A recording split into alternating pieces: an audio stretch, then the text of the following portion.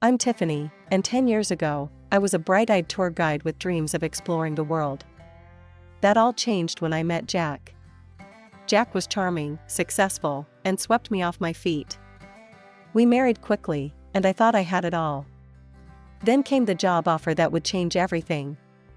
"Tiff, I've been offered a position with an amazing law firm," Jack said one night over dinner. "That's great, honey."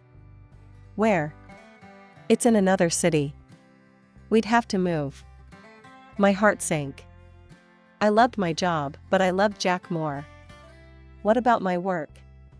Jack's face hardened. "Come on, Tiff. This is a once-in-a-lifetime opportunity. You can find work anywhere." I hesitated, but his excitement was contagious. "You're right. We'll make it work." We moved to a big house in a new city. At first, it was exciting. But as the boxes were unpacked, so was a new version of Jack I'd never seen before. "The house is a mess," he snapped one day, looking around our half-unpacked living room. "I'm working on it," I said, gesturing to the boxes. "Work faster. I can't live like this." I was taken aback, but brushed it off. He was under stress from the new job, I told myself. Weeks passed, and I struggled to find work. "Maybe I should look for a tour guide position here," I suggested one evening. Jack laughed. "Don't be ridiculous. You need to focus on the house. It's still not up to par." "But I want to work, Jack. I miss it." He stood up, towering over me. "I'm the one working, Tiffany. Your job is here, making sure everything is perfect for me. Got it?" I nodded, fighting back tears. This wasn't the man I married, but I was determined to make it work. Little did I know, this was just the beginning of a nightmare that would last for years. As the days turned into weeks, and weeks into months, I found myself trapped in a routine of endless housework and walking on eggshells. Jack's demands grew more unreasonable, and his temper shorter. One day, I suggested hiring a housekeeper to help with the workload. Jack's face turned red. "Are you kidding me? You want to waste my hard-earned money on something you should be doing? This is your job, Tiffany. If you can't handle it, maybe you're not cut out to be my wife." His words stung, but I swallowed my pride. "You're right, I'm sorry. I'll try harder." And try harder I did. I threw myself into being the perfect housewife, hoping it would bring back the man I fell in love with. But the more I did, the more Jack expected. As his career soared, our relationship plummeted. I watched from the sidelines as he became a celebrated lawyer, all while I faded into the background, a ghost in my own home. As the years passed, I became a master of social media management, running Jack's accounts from behind the scenes. It was ironic, I crafted the image of a successful, happy couple while living a lie. One evening, as I was preparing dinner, Jack stormed in, slamming the door. "Rough day?" I asked, trying to keep my voice steady. "Shut up and get my food ready," he snapped. I quickly plated the meal I'd spent hours preparing. Jack took one bite and spat it out. "This is disgusting. Can't you do anything right?" Before I could respond, he swept the plate off the table. It shattered on the floor, food splattering everywhere. "Clean it up," he growled, standing over me as I knelt to pick up the broken pieces. Tears stung my eyes, but I didn't dare let them fall. This had become our new normal. The next day, determined to do better, I spent hours cooking Jack's favorite dish. As I set the table, I realized with horror that I'd forgotten the bread. Jack walked in, loosening his tie. "Where's my food?" "Coming right up," I said, hurrying to serve the soup. He sat down, looked at the table, and exploded. "Where's the bread? Are you really this incompetent?" In one swift motion, he knocked the bowl off the table. Hot soup splashed across my leg, and I couldn't hold back a scream of pain. "God, you're so stupid," Jack muttered, leaving me alone with the mess and my burning skin. As I cleaned, sobbing quietly, a thought hit me like a thunderbolt. How did I let it get this bad? When did I become the shell of a person? The next morning, I woke up with a resolve I hadn't felt in years. I couldn't live like this anymore. Jack, I said as he was about to leave for work, I can't do this anymore. I want a divorce. He turned slowly, a cruel smile spreading across his face. A divorce? You?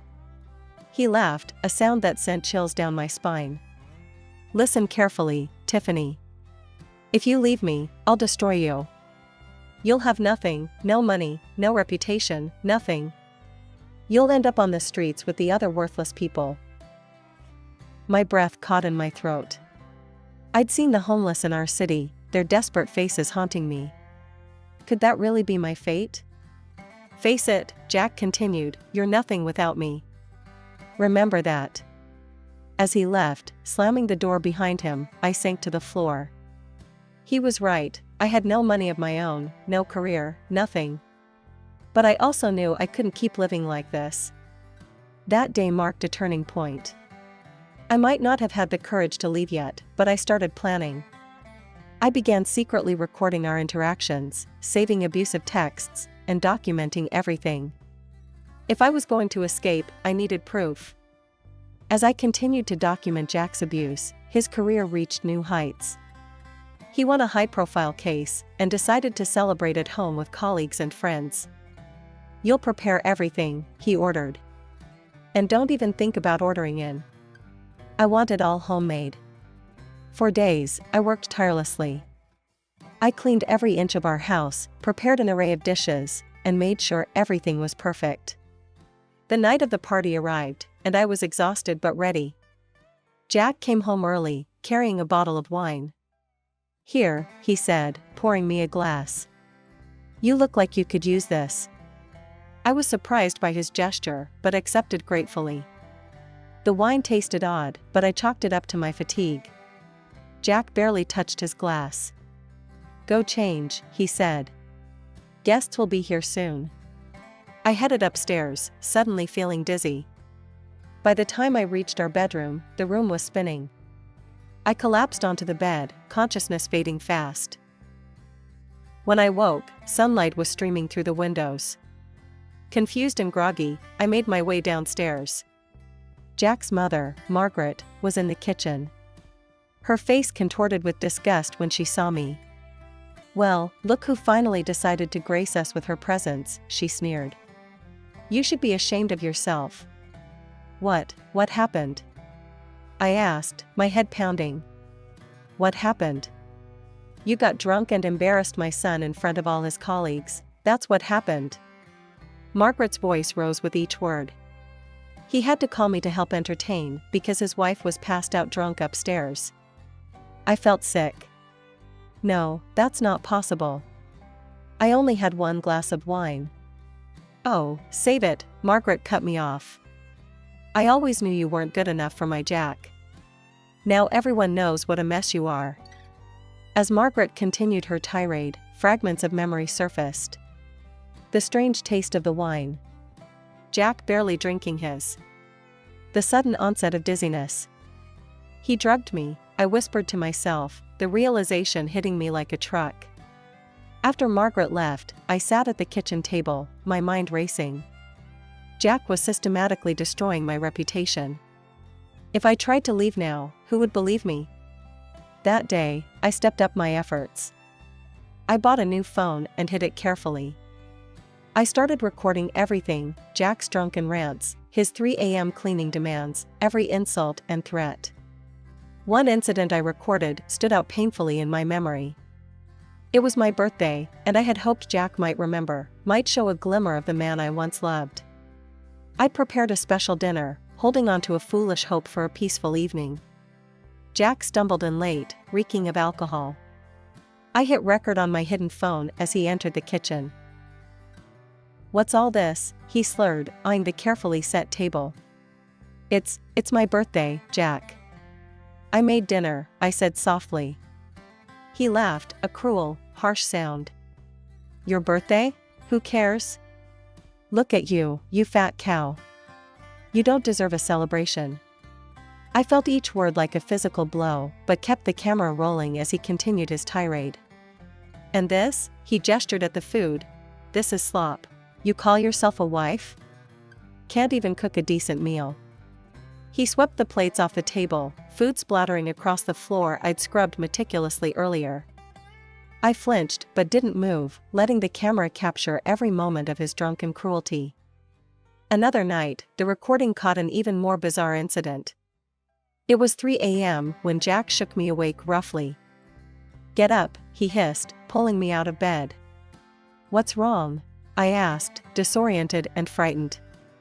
"I found dust. The house is filthy. Clean it. All of it. Now." For hours, I scrubbed every surface of our home, Jack following behind, inspecting my work with a critical eye. All the while, my phone recorded from its hidden spot, capturing his relentless demands and my exhausted compliance. These recordings became my secret weapons, concrete evidence of the abuse I endured. Each file was carefully saved and backed up, a digital archive of my suffering and, ultimately, my path to freedom. Meanwhile, I heard the whispers when we were out. Saw the looks of contempt from Jack's friends. But I kept smiling, playing the role of the perfect wife while secretly fighting for my freedom. Our wedding anniversary was approaching.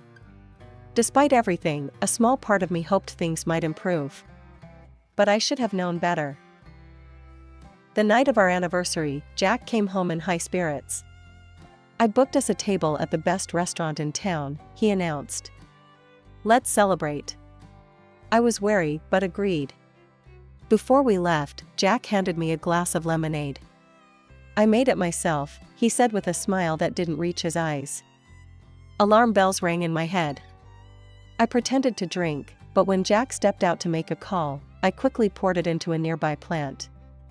As we drove to the restaurant, I felt myself getting drowsy. I fought to stay awake, but my eyes were so heavy. The next thing I knew, I was being roughly pulled from the car. Through half-closed eyes, I saw Jack sneering down at me. "This is where you belong," he spat, throwing my purse far into the darkness. "With the other worthless people." I heard the car door slam, tires screeching as Jack sped away. My heart raced as I took in my surroundings. Trash littered the streets, and shadowy figures lurked in the darkness. The sound of distant gunshots made me flinch. I was alone, dressed up and wearing jewelry, in the most dangerous part of town. Jack's plan was clear. He hoped I'd fall victim to the criminals who called this area home. Panic threatened to overwhelm me, but I forced myself to think. I spotted a small convenience store, its flickering neon sign a beacon of hope in this desolate place. I ran towards it, my heels clacking on the cracked pavement. Bursting through the door, I startled the woman behind the counter. "Please," I gasped, "I need help. Can I use your phone?" The woman, her name tag read Rosa, looked at me with a mix of concern and suspicion. "What happened to you, honey?" In a rush, I explained my situation. Rosa's eyes widened, and without a word, she locked the store's front door. "Can't have any troublemakers coming in," she explained, handing me her cell phone. "Make your call, sweetie. You're safe here." With shaking hands, I dialed my friend Sarah's number, silently thanking my good memory. Sarah answered on the third ring. "Sarah, it's Tiffany. I need help," I said, my voice breaking. "Tiff? What's wrong? Where are you?" I gave her the store's address, and she gasped. "That's the worst neighborhood in the city." "What are you doing there?" "Jack, he left me here." "Please, can you come get me?" "I'm on my way. Don't move." As I waited, Rosa kept me company, her kindness a stark contrast to the cruelty I'd become accustomed to. "Thank you," I said as Sarah's car pulled up outside. "You may have saved my life tonight." I slipped off the expensive ring Jack had given me years ago. "Here, please take this." "It's not much, but..." Rosa shook her head. "Keep it, honey. Use it to start your new life." Tears in my eyes, I hugged her before rushing out to Sarah's car. As we drove away, Sarah turned to me. "Tiff, this has to stop. You need to fight back." "How?" I asked, feeling defeated. "He has all the power, all the connections." "Not all of them," Sarah said firmly. "I have a friend who works in television. It's time to tell your story. The next few days were a whirlwind. Sarah's friend, a producer named Lisa, arranged for me to appear on a popular talk show. The lights were blinding as I walked onto the set. The host, a kind-faced woman named Angela, greeted me warmly. "Tiffany, thank you for being here," she said. "Can you tell us your story?"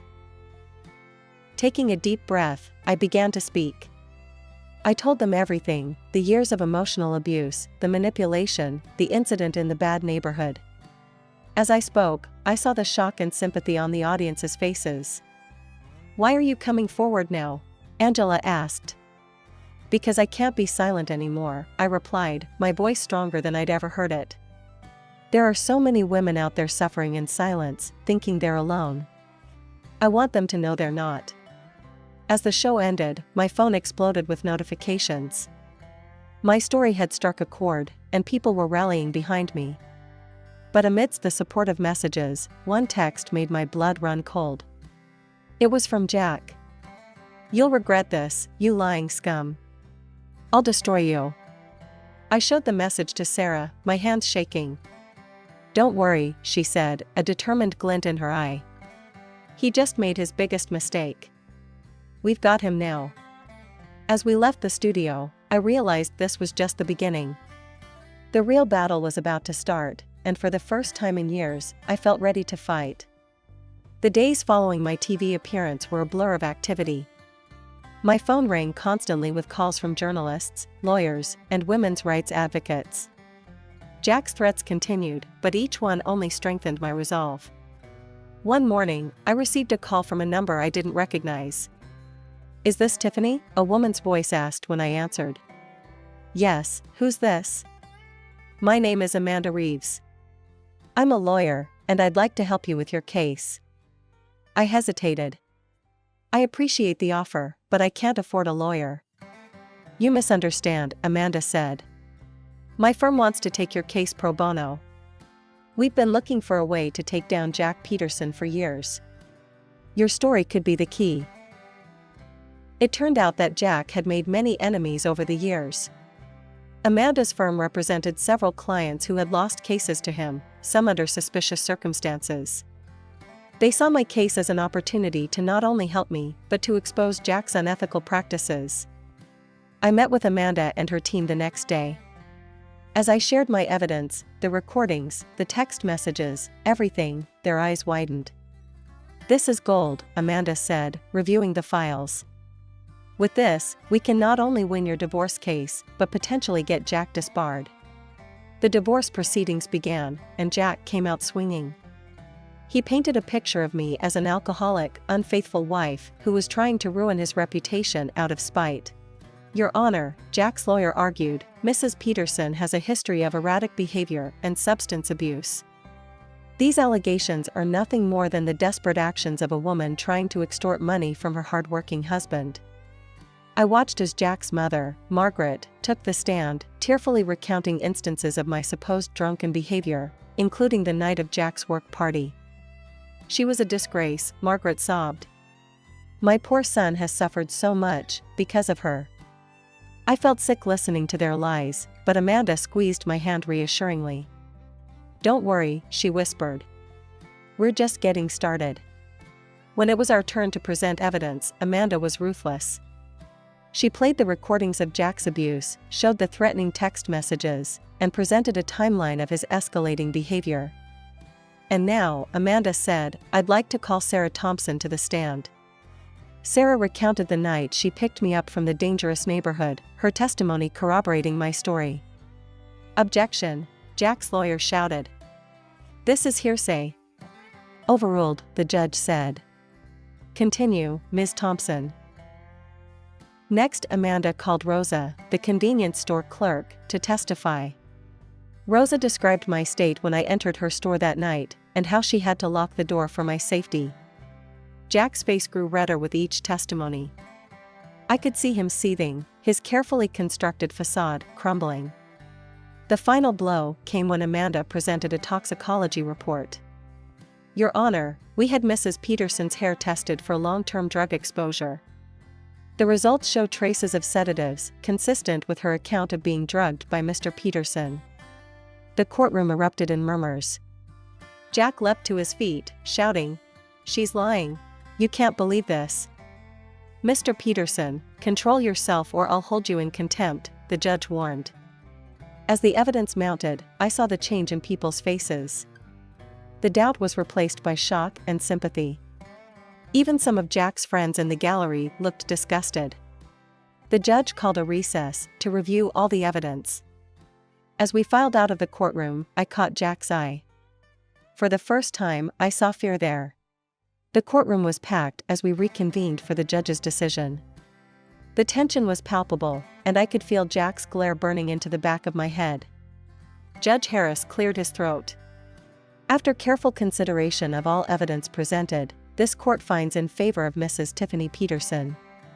A collective gasp filled the room. I sat there, stunned, as the judge continued. "Mr. Jack Peterson is hereby ordered to pay alimony, surrender 50% of all joint property, and provide financial compensation for emotional damages. Furthermore, Mr. Peterson will cover all legal costs associated with this case." Jack exploded. "This is outrageous. I'll appeal. You can't do this to me." "Mr. Peterson," the judge's voice boomed, "I suggest you control yourself. Given the evidence presented, you should consider yourself lucky that criminal charges haven't been filed." As Jack was forcibly calmed by his lawyer, the judge turned to me. "Mrs. Peterson, this court is imposing a restraining order against Mr. Peterson. He is not to approach you or contact you through any means. Do you understand?" I nodded, tears of relief streaming down my face. The next few weeks were a whirlwind. I moved out of the house I had once considered a prison, into a small but cozy apartment. For the first time in years, I felt like I could breathe. But Jack wasn't done. Despite the restraining order, he found ways to make his presence felt. Mutual acquaintances would relay his threats, and I'd occasionally spot his car driving by my new place. "We need to do something," Sarah said one evening as we were having coffee. "He's not going to stop." I nodded, an idea forming. "You're right. And I think I know how to end this once and for all." I still had access to Jack's social media accounts. He'd been too arrogant to change the passwords, probably assuming I wouldn't dare touch them. It was time to use that against him. Over the next few days, I meticulously documented our entire divorce process on his accounts. I shared court transcripts, audio clips, and my own story. The response was overwhelming. Jack's carefully crafted public image crumbled overnight. His firm, unwilling to be associated with the scandal, asked for his resignation. Clients dropped him in droves. When Jack realized what was happening, he went ballistic. He showed up at my apartment, pounding on the door. "You scum," he screamed. "I'll kill you for this." I called the police, and they arrived quickly. Jack was arrested for violating the restraining order, his threats caught on my phone's voice recorder. As they led him away, I saw the man I had once loved, now a shell of himself, broken by his own cruelty and arrogance. In the following months, I heard through the grapevine that Jack had moved to another state, trying to rebuild his career. But his reputation followed him, and he struggled to find work. As for me, I was rebuilding too, but in a much different way. The publicity from the case led to an opportunity one never expected. A local charity that helped women escape abusive relationships reached out to me. "We'd like you to come work with us," the director said. "Your experience could help so many women." I accepted without hesitation. For the first time in years, I felt like I had a purpose. I was using my pain to help others, and in doing so, I was healing myself. 1 year after the trial, I stood in front of a room full of women, all survivors like me. As I shared my story, I saw hope rekindling in their eyes. "Remember," I told them, "you are stronger than you know. Your story matters. And you are not alone." As I looked out at their faces, I realized that this moment, this purpose, was what I had been fighting for all along. Not just my freedom, but the chance to help others find theirs. As months passed, my work at the charity became more than just a job, it became my calling. I found myself connecting with women from all walks of life, each with their own harrowing stories of abuse and survival. One day, a young woman named Emily came to our center. Her story was painfully familiar: a controlling husband, isolation from friends and family, and a deep-seated fear of leaving. Over the next few weeks, I worked closely with Emily, helping her create a safety plan and build up her confidence.